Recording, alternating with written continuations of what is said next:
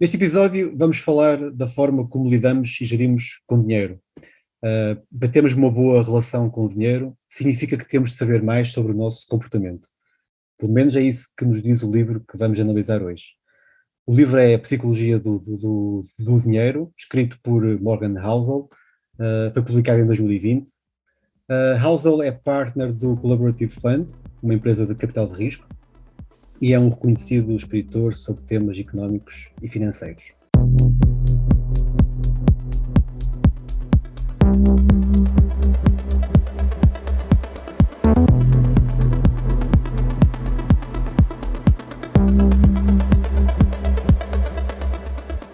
Bem-vindos ao Future Proof Talks, um podcast sobre poupança e investimento com análise de expectativas para os mercados, tomada de decisão e filosofia de vida. Vítor Ribeiro e Henrique Amaral Dias conversam sobre o que estão a ver, a escrever e a ler com foco no futuro. As opiniões expressas refletem apenas a opinião dos participantes e não vinculam a Future Proof Wealth Advisors. Todos os exemplos, informação, nomes de pessoas ou instituições descritos e falados no podcast são apenas para fins ilustrativos e não são uma recomendação. O Future Proof Talks não é nem pretende ser um substituto do aconselhamento personalizado. Para nos ajudar, a mim e ao Henrique, a fazer esta análise, é com imenso gosto que apresento a nossa convidada, Joana Amaral Dias, psicóloga clínica e ativista política. Joana, antes de mais, muito obrigado por ter aceitado o nosso convite. Eu que agradeço. E bem-vindo ao Future Proof Talks. Muito obrigada. É um gosto, é um prazer. E ainda por cima com um tema tão giro. É verdade. Vamos lá ver. Olha, eu começaria então por te pedir uma análise introdutória ao livro, sem antes fazer aqui apenas uma ligeira introdução, que eu penso que, para contextualizar, pergunto se concordas que na gestão do dinheiro chega a ser mais importante o comportamento do que propriamente aquilo que é o nosso conhecimento ou o background financeiro. O autor até chega a referir que o sucesso financeiro não é uma ciência exata, ou seja, ele até classifica como uma soft skill, não é? que chama de psicologia. Perante isto, qual é que é a tua interpretação? Olha, eu vou começar por fazer aqui uma pequena violação do backstage deste episódio, dizendo que eu comprei o livro, que foi tipo antes de eu ser já eu era, antes de ele me ensinar a poupar, eu já tinha pirateado o livro, não sei se pirateei, ele está disponível em PDF. Exato. E além disso, como tu depois, interessante, prometeste que me davas um livro, eu já ganhei o livro. Não sei se explica grande parte dos comportamentos económicos, mas eu acho que vamos lá dar. É isso. Quero dizer, e também ainda dentro deste preâmbulo, é que para mim, psicóloga clínica, é sempre com alguma, não sei se perplexidade, mas é digno de nota que existam pessoas de tantas outras áreas que não são de psicologia, não tiveram que fazer um plano de estudos de 9 anos como eu. 9 anos foi o que eu fiz no mínimo, porque há quem faça mais. Mais, exato. Os 5 anos pré-Bolonha, mais os 2 de mestrado pré-Bolonha, mais as pós-graduações, mais o doutoramento, e que achem que podem, inclusive, escrever livros que se chamam A Psicologia de, não é? E vendem milhares de cópias. Porque se eu, psicóloga clínica, fosse escrever um livro chamado A Economia de outra coisa qualquer, a Economia dos Países em Desenvolvimento, ou a Medicina do Trabalho, ou a Física Quântica, tenho a certeza que metade da comunidade científica correspondente me caía em cima. Ora, isto também é interessante e também nos deve fazer pensar. Bom, é claro que há estreitas relações entre a psicologia e a economia, e entre a economia e a psicologia e a sociologia, etc. Mas, na verdade, eu depois até perguntei ao Henrique, entretanto, ao longo da semana, quando estava aqui a acabar de preparar o nosso episódio, só para confirmar que ele realmente não tinha nenhuma formação em psicologia, porque eu andei a procurar, podia não ter encontrado, porque ele podia, por exemplo, ser economista de base e depois ter feito o doutoramento em psicologia, ou qualquer coisa, mas não. Portanto, aí acho, eu quando digo perplexidade, eu não fico zangada como os especialistas dizem, você não é especialista, você é uma psicóloga, não pode falar. Não, porque eu acho que temos todos o direito a ser tudólogos, mas realmente nem somos todos psicólogos. E, portanto, isso é digno de nota, porque para alguém que vem da minha área, para alguém que vem da área da psicologia, que ainda por cima na minha atividade profissional e paraprofissional em 25 anos, tenho cruzado com muitos assuntos de política, portanto, naturalmente também de economia, não é? Embora não seja economista, nem escreva livros sobre economia mas é com agrado por um lado, mas também isso é um objeto de análise, porque não é por acaso todas as pessoas acham que sabem alguma coisa de psicologia, porque as pessoas são mesmo seres psicológicos, e muitas vezes acham que sabem. Mas isto para te dizer que o assunto da relação do ser humano com o dinheiro, como aliás o tema da relação do ser humano com outra coisa qualquer, não é? Com o poder, o tema da relação do ser humano com a alimentação, com o exercício físico, com a família, com a ambição, com a cultura, outra coisa qualquer, essa relação entre o eu, o Homo sapiens sapiens e um outro objeto qualquer, é óbvio que a psicologia já se debruçou sobre ela, e portanto o Morgan, que é 2020, eu gostei do livro, mas é verdade, e é bom da verdade, e para repor um bocadinho aqui a coisa, existem muitas obras de psicologia dentro da disciplina científica de psicologia que se debruçaram sobre esta temática, como é que as pessoas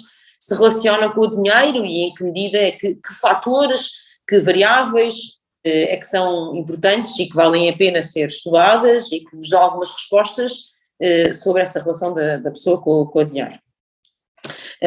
E sim, eu própria devo dizer, já agora passo a publicidade, que publiquei um livro em 2010, acho eu, não é 2010, estou a mentir, 2012, chamado O Cérebro da Política, onde me dedicava sobretudo a estudar a psicologia política, que é uma área também, como a psicologia do dinheiro, a psicologia política, onde realmente o ponto central, isto agora é responder mais diretamente, fim deste preâmbulo à tua pergunta, Vítor, onde o ponto central é este mesmo, aquilo que é determinante quando as pessoas estão a fazer política, como é determinante quando as pessoas estão a escrever um livro ou a fazer bacalhau à Brás, é a sua personalidade. E isso do ponto de vista absolutamente estabelecido, mas podemos nos interrogar que variáveis dentro da personalidade é que são as mais importantes, mas possivelmente mais fundamental, mais influenciador do que outras, como dessas que tu elencaste, é de facto o comportamento do indivíduo, que é a face visível, digamos, a parte manifesta da sua personalidade. E, portanto, não é que seja espiada, portanto, como eu estava a dizer, espiada, que isso seja elaborado ou que seja formulado por uma pessoa que é de uma área financeira e de economia, mas para nós é algo que está estabelecido. Sim. Se respondi à tua pergunta. Sim, claro que sim. Não, e eu gostei desse preâmbulo, porque de facto nós temos visto aqui, aliás, falávamos há pouco de um livro que é o Noise, que foi escrito também pelo Daniel Kahneman, que é um dos escritores, que eu penso que até a formação dele até é psicologia, não é? Penso que se não enganado. E é engraçado esta relação, portanto, por isso tens toda a razão, de facto há uma ligação muito forte e esse background é importante para depois podermos transpor para os temas ligados mais à economia. Mas é curioso, porque no livro, no próprio livro, e este assunto da psicologia e da vertente comportamental, o Henrique sabe, já temos falado muito sobre isso, é uma vertente que me é muito cara, porque, quer dizer, eu gosto muito desta vertente, nunca estudei esta área, mas como relaciono com pessoas, com investidores, noto que é muito importante cada vez termos essa percepção, cada vez mais, ou seja, apesar de não ter esse conhecimento teórico, sei que é importante e vou vendo os comportamentos, não é? E nessa vertente eu noto que as finanças são muitas vezes vistas como uma área muito científica, cheia de fórmulas, matemática, parece que somos todos uma folha de Excel, não é? Temos um plano e por aí, e eu cada vez me afasto mais dessa vertente, porque cada caso é um caso, as pessoas nunca vão tomar decisões só com base numa folha de Excel, e então individualmente não é assim. E até pela leitura de vários livros, como o Noise, como o Thinking Fast and Slow, também do Daniel Kahneman, como a teoria da perspectiva, há muitas dessas teorias. E pronto, e gostava também, já agora Henrique, gostava também de ouvir a tua opinião e o que é que achas desta temática, partilhar aqui a tua visão. Vamos lá ver, a Joana queixa-se bem de um preconceito que existe relativamente a ela, mas não só ela, não é? Mas ela reúne também um conjunto de características que a tornam, infelizmente, e isso é atávico da nossa sociedade, um alvo de crítica, que é pensar que por ser psicólogo não pode comentar sobre determinados assuntos que saem fora dessa esfera, e depois reúne outras características, que é uma mulher bonita, não é por ser minha irmã, não é?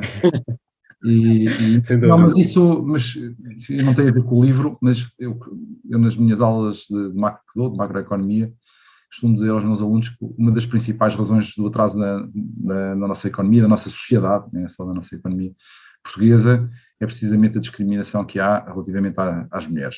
Pois. Mais até do que a discriminação étnica, porque as mulheres representam 50% da população, aproximadamente portuguesa, e essa discriminação de que a Joana é alvo, enfim, mas muitas outras mulheres se-lo-ão de forma mais silenciosa, é algo que nós temos que hoje combater, e o argumento dela faz todo sentido. Sim, sim. Por outro lado, não concordo com uma coisa que ela diz, que não é não concordar, ou seja, tu e eu sabemos que há cada vez uma maior fusão entre um determinado ramo da psicologia, sim, e a economia e as finanças.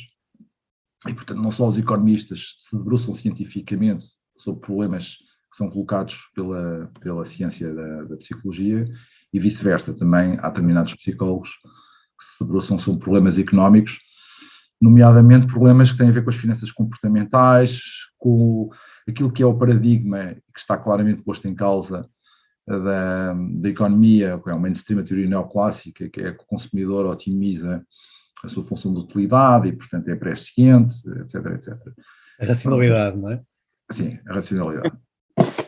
E isso o livro, enfim, adverte para algumas coisas que nós, no fundo, já sabíamos. Não é que começa, mas a páginas tantas fala sobre uma coisa que nós já referimos no livro sobre o livro do Tim Harford, que é refletir sobre a sua experiência pessoal, e quando ele diz que as pessoas, os investidores, tomam o mundo com base na sua experiência pessoal, não é?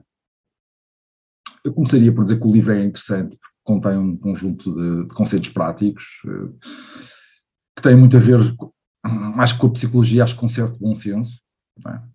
Sim. Mas também encerra alguns perigos, não é? Eu vou, se me permitem, vou aqui partilhar um gráfico que é do livro, e depois logo a seguir direi porque é que ele entra, não digo, acho que de alguma forma numa certa contradição, não é? Acho que estão aqui a visualizar. Portanto, ele, logo no início do livro, ele diz que a nossa experiência com o dinheiro e com a aquisição de riqueza, de património, tem muito a ver com o momento em que nascemos e por consequência com as experiências que vivemos. Então, a certa altura tem aqui este gráfico em que põe duas pessoas, uma a nascer em 1970, a linha a vermelho, e outra a nascer em 1950. Qual seria a evolução da sua riqueza se investisse no mesmo produto financeiro? Exato. Obviamente que a pessoa que nasce em 1970 tem uma conjuntura económica muito mais favorável relativamente a esse produto financeiro e a sua riqueza explode, não é? Enquanto aquela que nasce em 1950 há aqui uma tendência para uma certa estabilização até aos 30 anos de idade e até um ligeiro declínio. É verdade. Não, é verdade, mas por outro lado ele faz muita apologia de uma postura passiva nos investimentos, daquela questão da capitalização e deixar as coisas rolar. Bem, mas eu tenho aqui a acrescentar esta frase, que é do Keynes, in the long run we are all dead.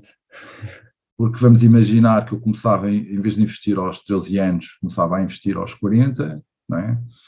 Entretanto, chegava aos 57, ou começava a investir aos 50 e chegava aos 67, tinha tido o azar de nascer em 1950, não é? E aí a coisa da capitalização e deixar as coisas correr, o meu filho correr, já se calhar não ia ser tão positivo, não é? Pois.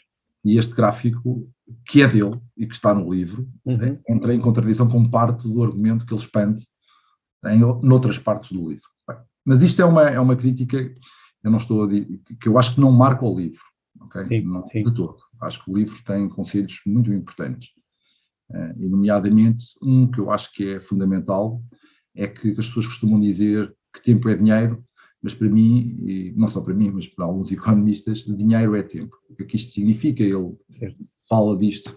Eu penso que isto é muito importante como cultura de gestão de vida, é que o facto de nós adquirirmos uma determinada riqueza, um determinado património, permite-nos ganhar independência e controle sobre as nossas próprias vidas e fazermos aquilo que queremos com o nosso tempo.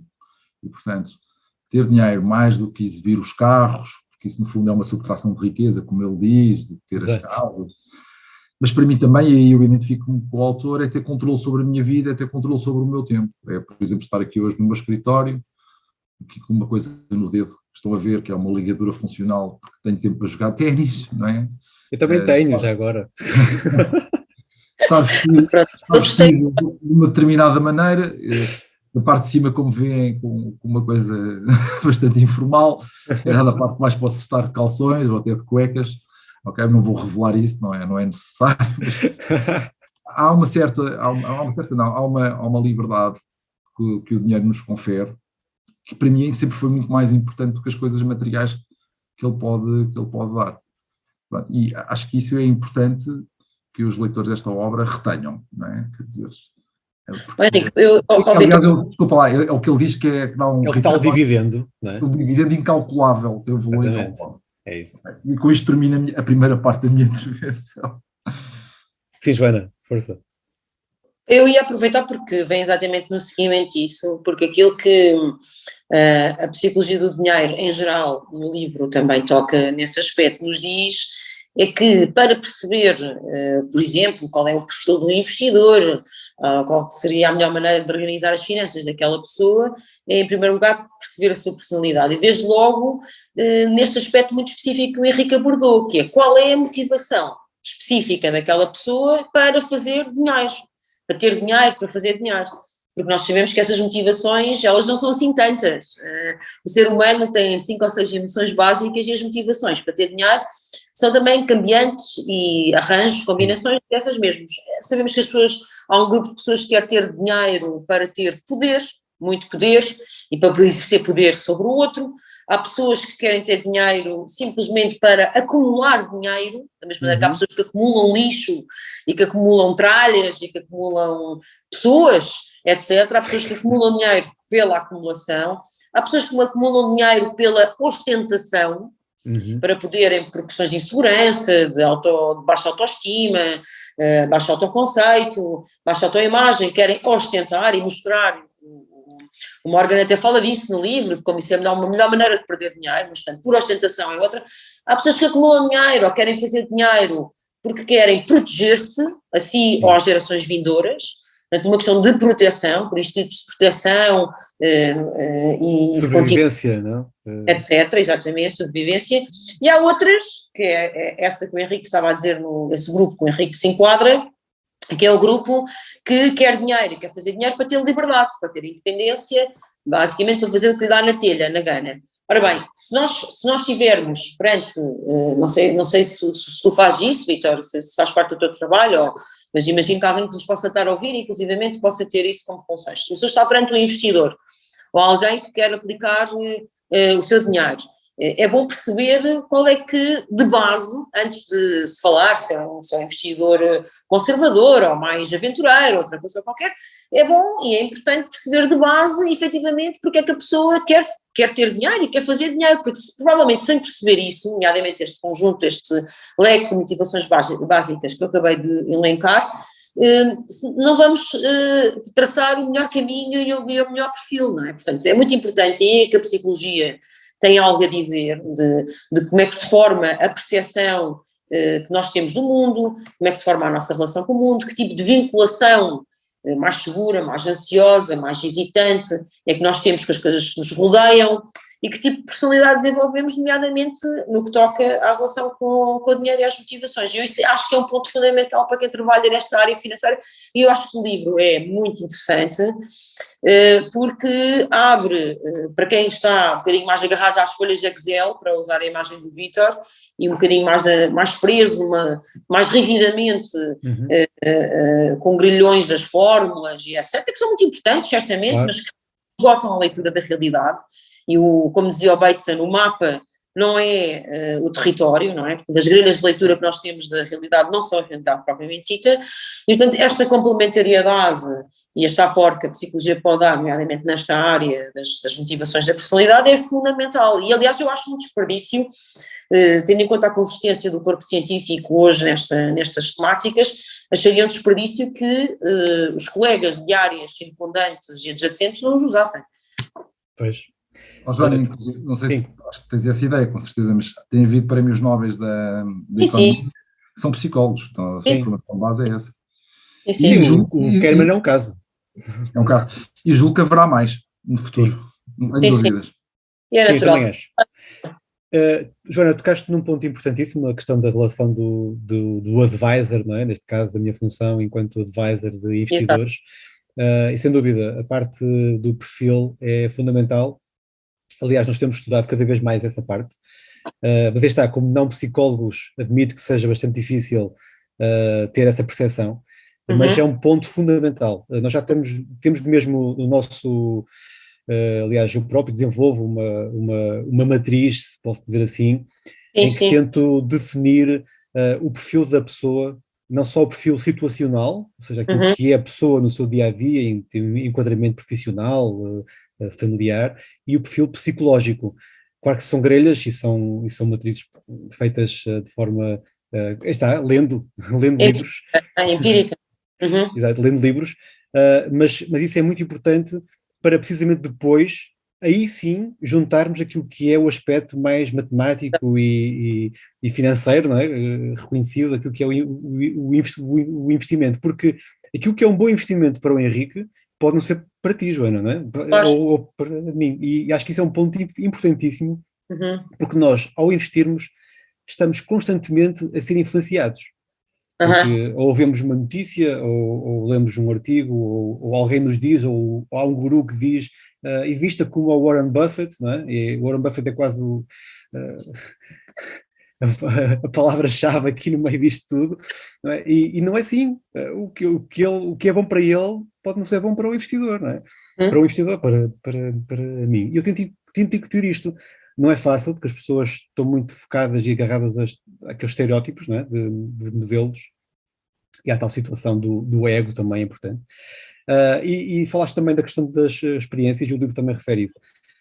Dá muitas experiências. Eu acho que uma das coisas positivas que o livro tem são os exemplos que ele dá de pessoas concretas, não é?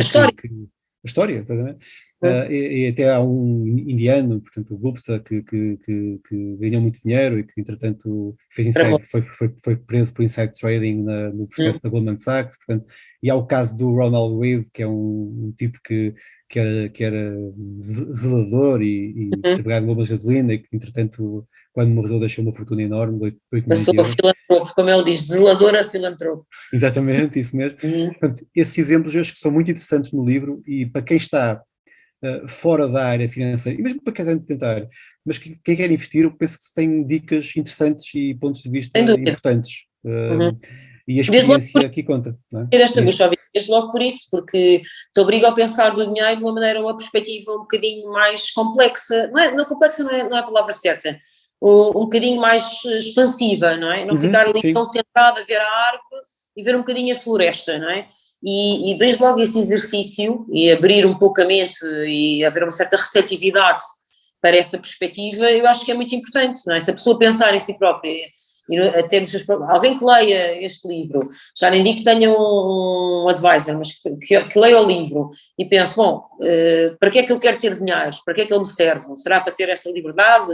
Será porque tenho muito receio, tenho uma posição, sinto muito inseguro no mundo e vejo o mundo como um lugar hostil e isto dá-me segurança? Bom, se a pessoa fizer uma reflexão sobre isso, estou certa que isso será um informante será nevrálgico para decisões futuras. O processo de investimento. Exatamente, para a entrada das tais fórmulas e de outras decisões que depois terá que tomar.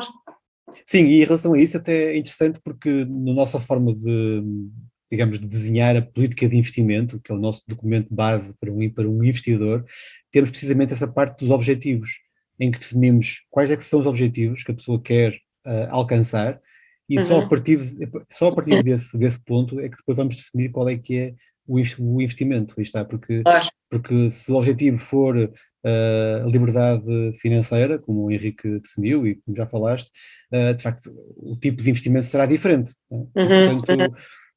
Portanto, temos que alinhar isso assim. E essa parte histórica e a parte da experiência é de facto muito importante. Eu passaria aqui, será já mais uma ideia que falámos há bocado da história, e eu gostava também de lançar aqui também a parte da sorte. Ele fala lá, quando o livro ele refere a parte das lotarias. Nós sabemos que há pouco tempo em Portugal temos um caso, vemos notícias sobre isso, que as pessoas gastam imenso dinheiro em jogos de azar. Isso tem a ver com o comportamento, ou seja, tem a ver com essa insegurança que referias, Joana, tem a ver com essa necessidade de proteção ou necessidade de sobrevivência. Já são genes que estão cá há muitos anos. Porque é que isso acontece? Estás a falar das lotarias. Sim. Porque é que gastamos tanto dinheiro em lotaria? Sim. Pois, as raspadinhas são uma adição.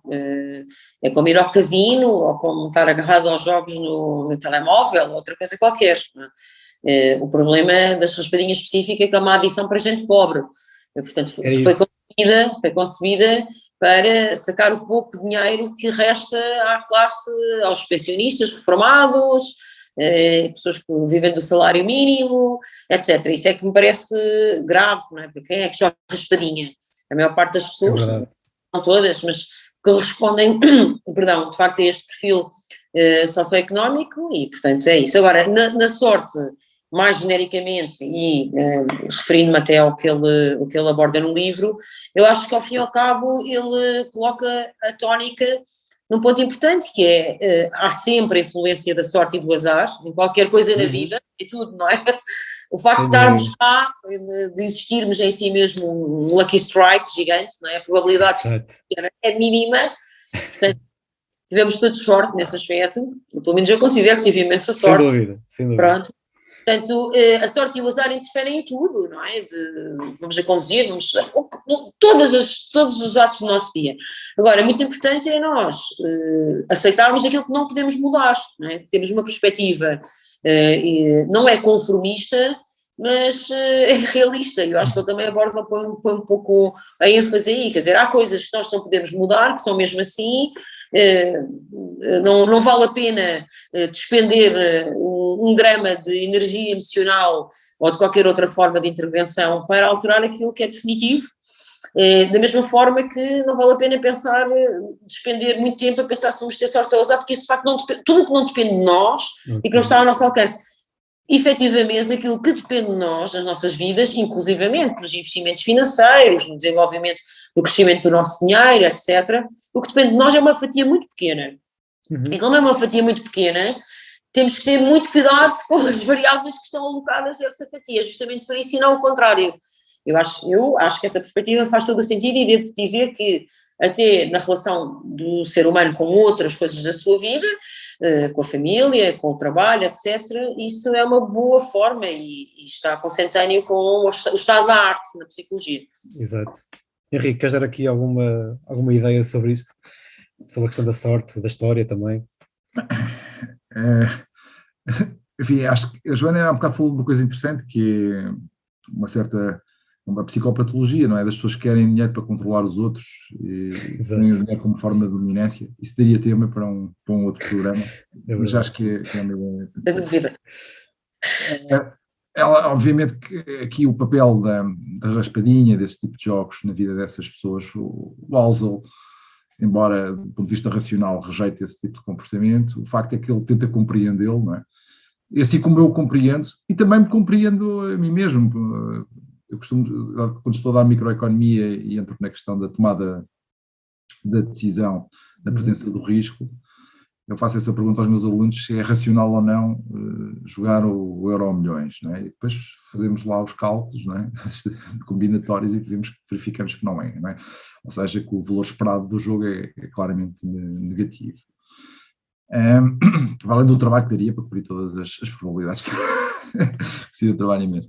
Mas acho que o que o Walsall diz corresponde àquilo que é a explicação que eu dou aos meus alunos, que é as pessoas jogam as raspadinhas e jogam os Euro milhões e esse tipo de coisas, porque têm porque isso permite-lhes alimentar por breves instantes, não é? Ou por breves dias, a expectativa de poderem alterar o curso das suas próprias vidas, e isto aqui entra muito mais na esfera da Joana, tratando-se de um pensamento mágico, não é? O que também é uma patologia, não é? As pessoas acharem que podem mudar as suas vidas se algo extraordinário, quase miraculoso acontecer. Mas isso que é válido, isso que, voltando àquilo que a Joana disse no início da psicologia, é que isso que é válido para o comportamento relativamente à gestão do nosso dinheiro, também é válido para outras características, se calhar, mais universais da nossa espécie, que é nós acreditarmos em milagres. Temos a Nossa Senhora de Fátima, não é?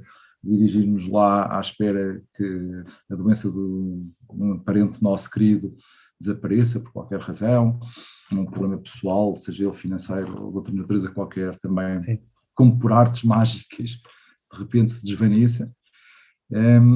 Isso é um aspecto que a Joana frisou, que eu acho que é muito importante. Outra questão que eu acho que o autor frisa e que eu acho que é relevante que os nossos ouvintes tenham em consideração é a questão da roleta russa, não é?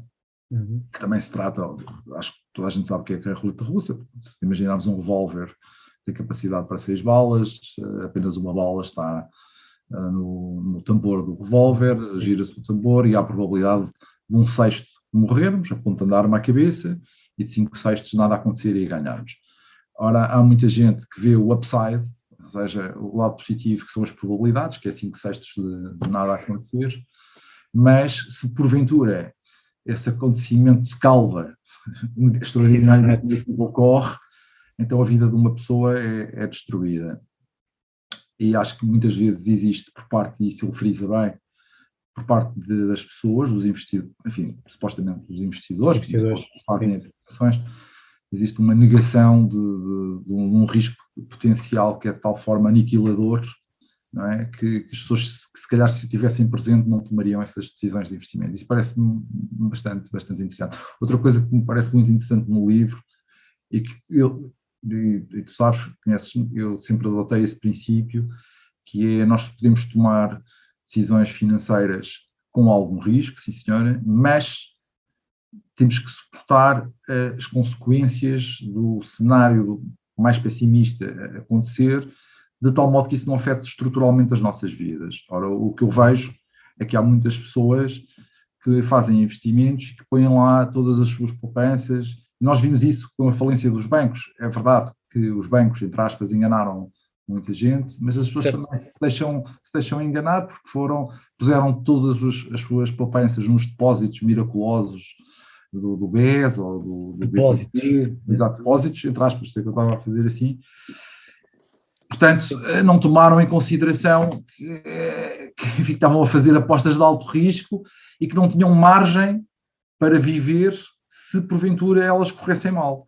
Ora, ter isso que ele diz, que é preciso ter aqui um intervalo, né, de segurança entre as decisões de investimento que nós tomamos e os seus resultados, de forma a podermos dormir bem, esta expressão que ele utiliza recorrentemente, dormir bem, eu acho que é fundamental, porque não se aplica só ao dinheiro, aplica-se à vida. Acho que nas nossas ações cotidianas, nas nossas relações com os irmãos, com os filhos, com os pais, assim como nas nossas decisões de investimento, eu acho que no final do dia o que é importante é nós sentirmos bem connosco próprios, não é? Mas eu não vou dizer mais do que isso, porque tenho aqui à minha frente, as pessoas têm à frente delas alguém que sabe muito mais disso do que eu, mas eu acho que essa tranquilidade, não é?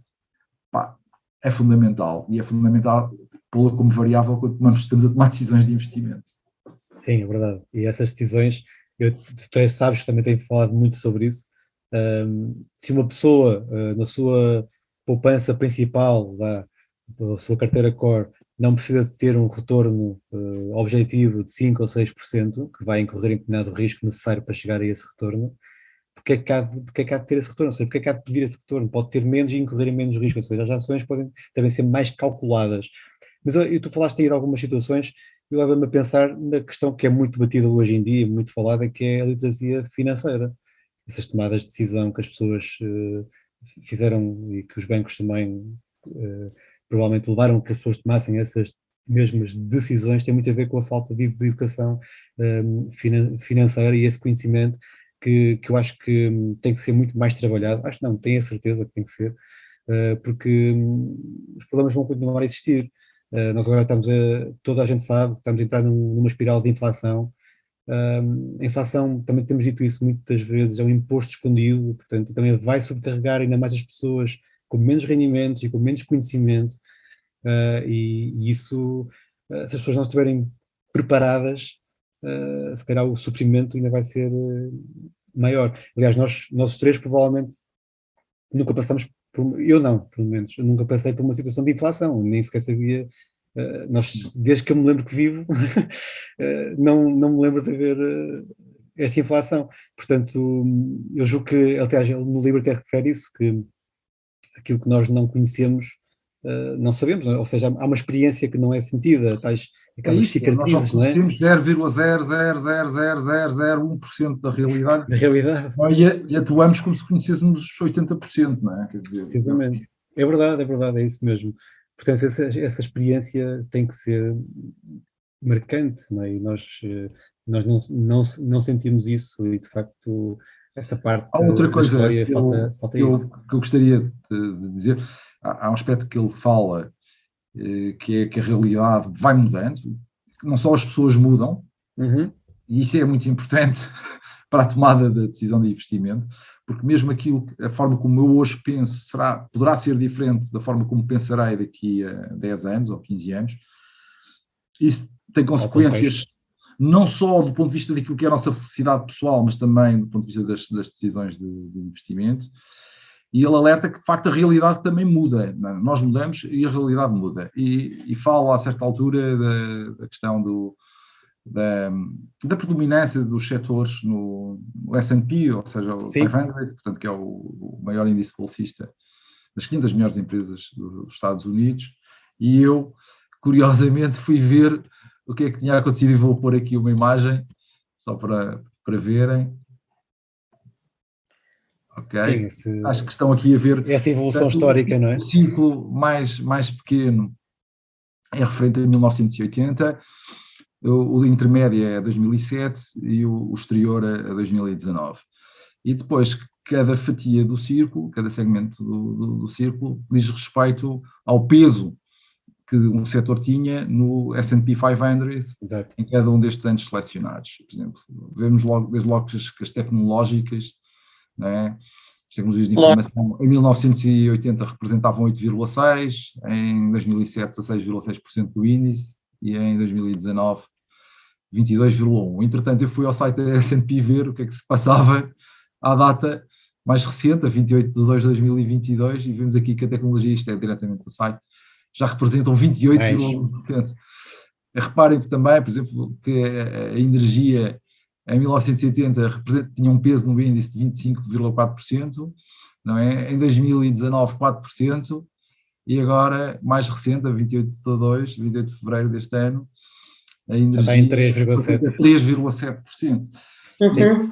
E isso também é importante, muitas vezes as pessoas têm aquela ideia que a realidade é imutável e que também os acontecimentos catastróficos ou extraordinários, também do ponto de vista positivo, se vão repetir, sei lá, a seguir ao 11 de setembro haveria de haver ataques ainda mais terríveis, bombas nucleares portáteis, havia empregados de escritórios que tinham paraquedas debaixo das secretárias para se lançarem pelas janelas. Portanto, o autor também fala sobre essas coisas, e eu acho que também é interessante por aí, porque nos dá uma dimensão histórica, porque há falácias que muitas vezes nós importamos da história, como se a história se fosse repetir, e a história não se repete. Como se fosse um mapa do futuro, não é? E não é. Aliás, tu falaste no outro dia de uma frase do Voltaire, não é? Era isso que eu ia dizer agora. A história não se repete, mas os homens sim, ou seja, a natureza humana é muito mais constante que a história. Eu, por acaso, foi por isso que uma das razões pelas quais eu escolhi ser psicóloga é que a tecnologia os pode valer X e a energia Y, mas a natureza humana é mais constante. Portanto, é uma profissão garantida, é uma profissão em que, por exemplo, ao contrário de ser futebolista ou assim, quanto a pessoa mais velha está, mais créditos. Por isso, também foi uma decisão económica da minha parte. Mas, Henrique, agora dizer roleta russa nesta altura do campeonato é uma expressão bastante irritada. E depois a verdade é que para pegar uma coisa que o Vítor estava a trazer à conversa e que eu acho muito relevante, é que, evidentemente, o contexto, e que o Morgan também aborda no livro, todo o contexto e toda a aprendizagem que nós fazemos é importante, nomeadamente neste aspecto da literacia financeira. Aliás, eu acho que em Portugal, para pegar nestes exemplos que acabaram por vir aqui à tona aqui no podcast de hoje, em Portugal, desde dos agarradinhos da raspadinha até aos lesados do BES, o que nós encontramos é muita iliteracia e muita confiança. Encontramos várias coisas, o Henrique eu já referi-me a umas, o Henrique referiu-se a outras, mas também encontramos este denominador comum, porque as pessoas muitas vezes desconfiam, não é? Em Portugal a raspadinha também faz sucesso, como eu estava a dizer, porque as pessoas, muitas delas se esforçaram, tiveram toda uma vida de trabalho que não deu frutos, não compensou, e esperam o tal golpe de mágica, o tal instantâneo, basta juntar água. Os lesados do BES e outros aconteceram porque as pessoas confiaram numa autoridade e alguém que lhes disse isto é o caminho, nem se questionaram, nem foram ver, nem pedir uma segunda opinião, nem coisa nenhuma. Portanto, também há aqui uma grande dose claramente de um país pobre, onde as pessoas não têm educação nem financeira, nem médica, nem outra, e de um país onde trabalhar uma vida toda não compensa e às vezes nem sequer tira da miséria. Nós já sabemos que há uma fatia muito grande de portugueses pobres que trabalham, que têm um trabalho o tempo inteiro. Há pobres em Portugal que têm até dois salários. Portanto, isto são definitivamente, como o Vítor estava a trazer, e este livro aborda muito essa questão, de facto há muito espaço a esse tema, e bem que a época, o contexto, determina evidentemente a maneira como nós pensamos também, não é só a nossa matriz familiar, a nossa educação escolar, nem o bairro onde crescemos, é também todo um contexto, não é? Se foi um contexto de expansão económica, se foi de retração, por aí fora. E definitivamente estes são bons exemplos, só para terminar, como em Portugal o nosso contexto paupérrimo salta à vista. Sim, salta mesmo à vista. Há um dos conceitos também que é referido no livro, já agora eu queria lançá-lo aqui porque eu penso que é uma das situações até que mais influencia a tomada de decisão, que é o conceito de reactance psychology. Joana, ele fala um bocado nisso, referindo-se que esse conceito tem a ver com o facto de nós não gostarmos que nos digam o que devemos fazer. Isso em relação ao dinheiro, de facto, vê-se muito, as pessoas gostam de tomar essa decisão. Acho que está bem aplicada esta comparação com esta parte da gestão de dinheiro? Eu não sei se bem que se as pessoas gostam eu não diria que as pessoas querem decidir por si apenas, não gostam que lhes digam o que fazer. Sim. Eu acho que as pessoas gostam mais de ter essa percepção, que é um bocado diferente, não é? E não significa que isso tenha efetivamente acontecido e que o processo tenha sido exatamente esse, não é? Aliás, nós vimos e estamos ainda na esteira e tomara que ressaca de um período muito sensível, de 24 meses praticamente, com a questão da Covid, onde as pessoas lhes foi dito muitas coisas que tinham que fazer, em matérias muito sensíveis, eu diria tão sensíveis. Aliás, eu acho que a ciência económica e financeira ainda vai beber desta experiência da gestão da Covid, porque as pessoas foi-lhes dito o que fazer em muitas áreas da sua vida. Reparem que, por exemplo, a gestão da Covid entrou não só na questão da saúde pública, mas chegou a entrar na esfera absolutamente privada e íntima das pessoas, de quantas pessoas podias convidar para o Natal, ou para a tua casa nos teus anos, ou coisas mesmo muito privadas. E as pessoas aceitaram, de uma maneira geral, o que fazer, embora também exista aí, e chama a atenção, uma relação clara, e também talvez por isso o autor do livro vá por esse caminho, uma relação clara entre o nível de educação formal de um povo ou de uma pessoa individual e a sua capacidade autonómica num processo de tomada de decisão, ou o facto da pessoa sentir que tem que ter a última palavra e não se deixar apenas guiar como se fosse um cego, não é? Portanto, há uma relação direta, isso a psicologia também mostra, quanto mais elevado é o nível da população,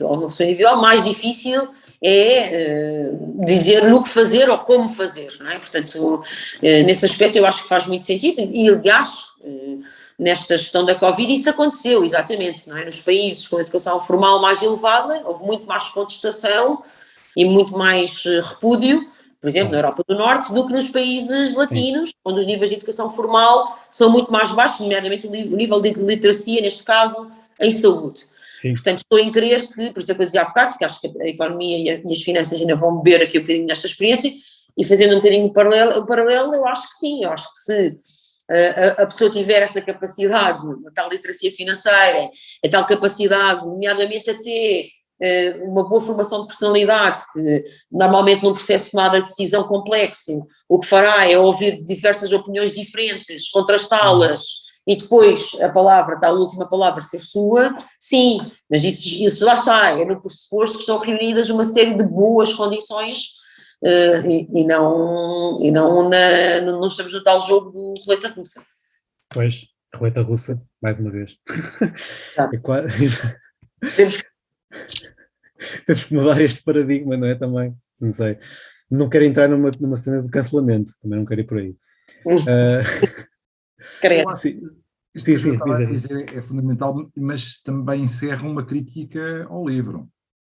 E aquilo que também estavas a falar da literacia financeira. Porque o livro começa com o exemplo do Foscone, que é um tipo altamente educado do ponto de vista financeiro, um tipo com imenso sucesso na indústria financeira, inclusive, contrastando com o Ronald Reed, que era um indivíduo que era empregado de limpeza e que tinha acumulado, quando o seu falecimento, uma fortuna avaliada a $8 milhões, enquanto o outro tinha acumulado dívidas e tinha apresentado a insolvência pessoal.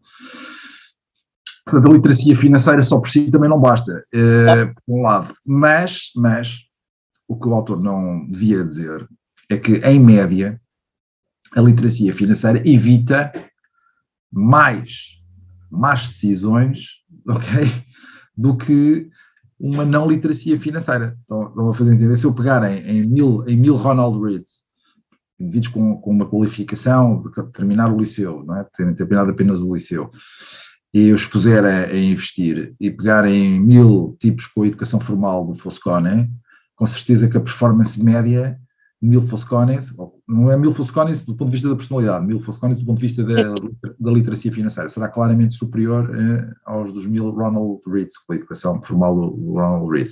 No entanto, eu acho que o que o autor tenta ali alertar, de uma forma um bocado sensacionalista, não é? Que se nós mudarmos os nossos comportamentos, todos nós podemos ter dinheiro. Eu acho que foi isso, Joana, agora respondendo àquela tua questão inicial, foi por isso que ele vendeu tantos livros, não é?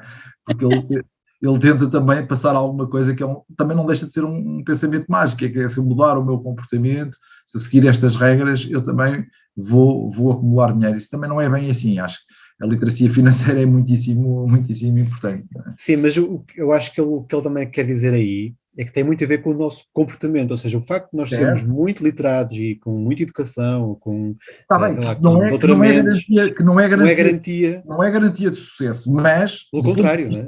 Médio, não é? Porque tu consegues ter, com certeza, com mais educação formal, sem dúvida, consegues ter uma performance melhor do ponto de vista das tuas decisões de investimento, quaisquer que elas sejam, em ativos reais ou ativos financeiros, tu talvez não tens essa educação formal, quer dizer, e aí o autor não frisa esse aspecto, mas eu acho que isso é um aspecto estatístico. Exatamente, tem uma coisa que queria até passar a palavra. Tu repara, estás a falar de literacia financeira, e eu acho que isso é uma coisa que o autor deveria ter sublinhado mais, certo. E não sublinha.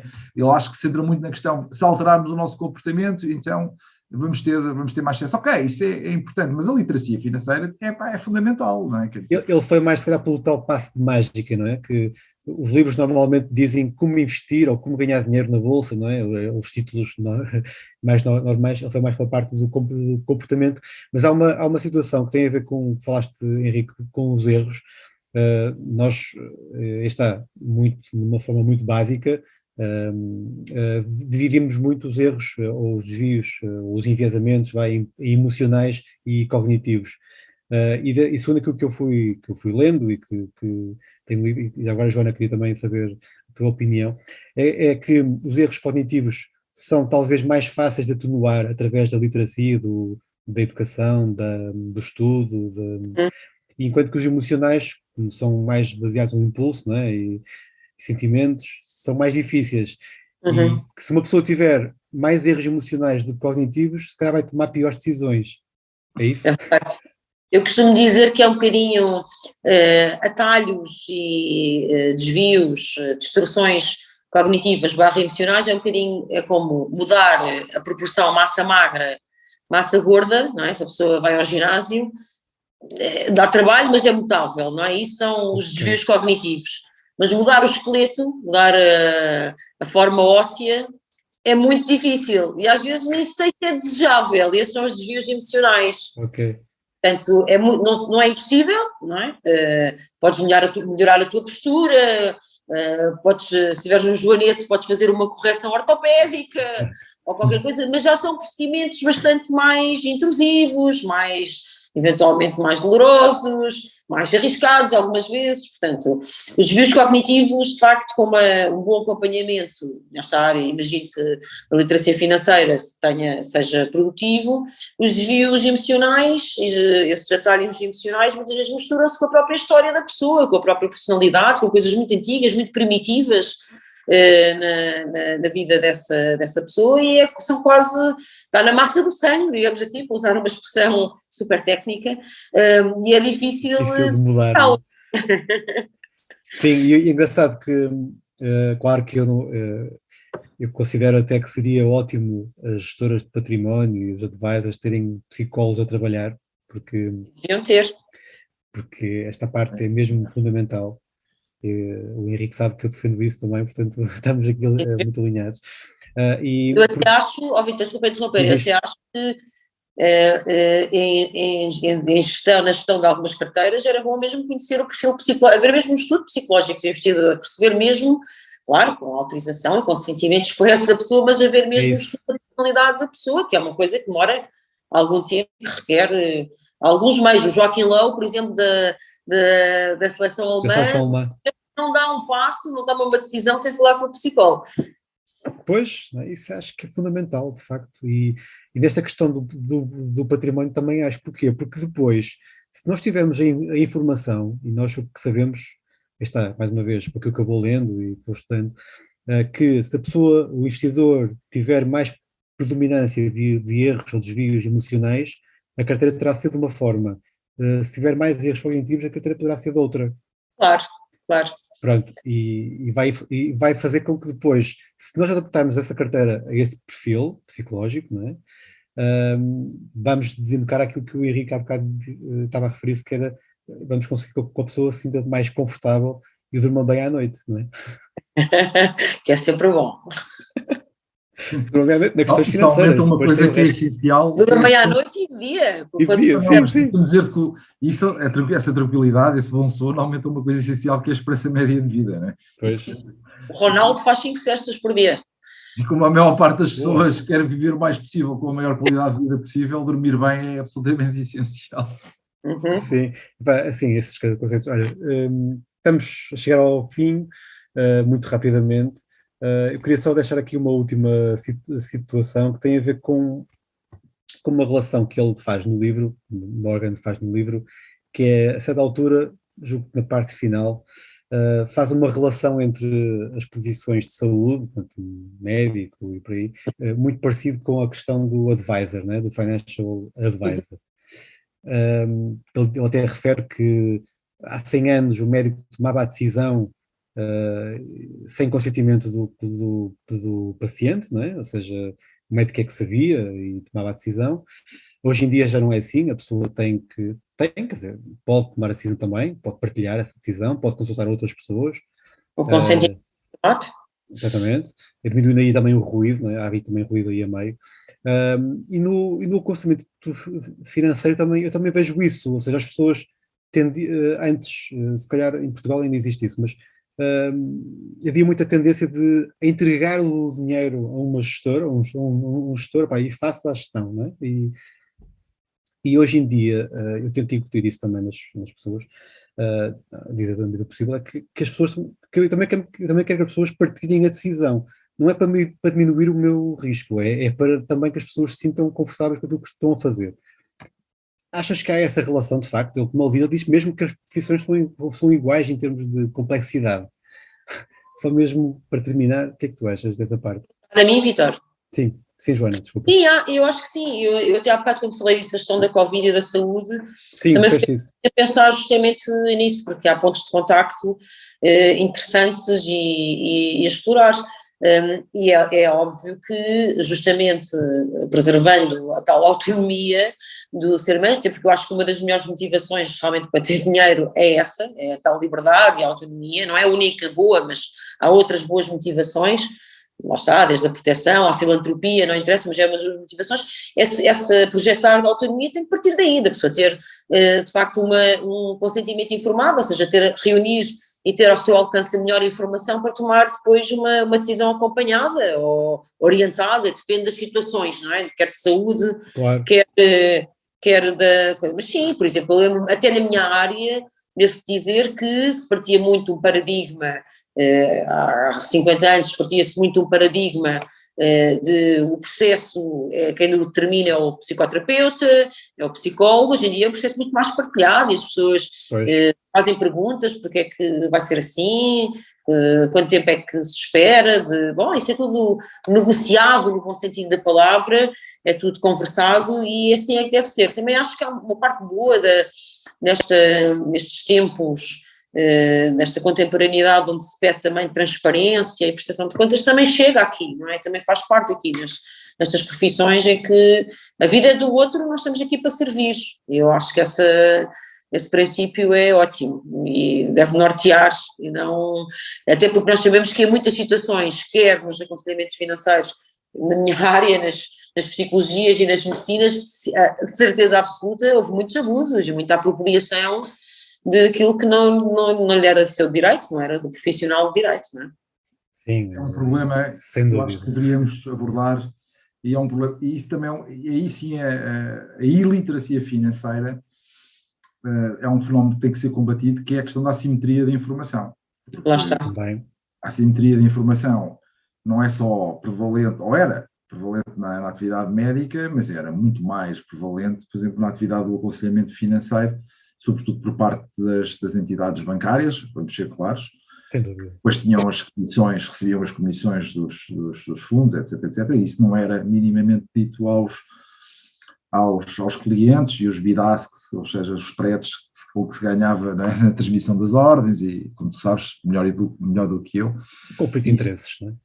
Era um conflito de interesses e era informação assimétrica, como existe, por exemplo, ainda hoje, por exemplo, embora na profissão, na tua, já haja padrões éticos extremamente exigentes, e na da Joana Sim. também, o facto, por exemplo, que há profissões, eu não vou agora mencionar quais, porque não vale a pena, é que ainda há, por via dessa assimetria de informação, uma grande discricionariedade, pois quem vai tomar a decisão, muitas vezes, em prejuízo daquilo que é o sujeito alvo dessa decisão. Uhum. E, portanto, eu acho falar de política, não é? Não vou referir para não ferir Estou a brincar contigo.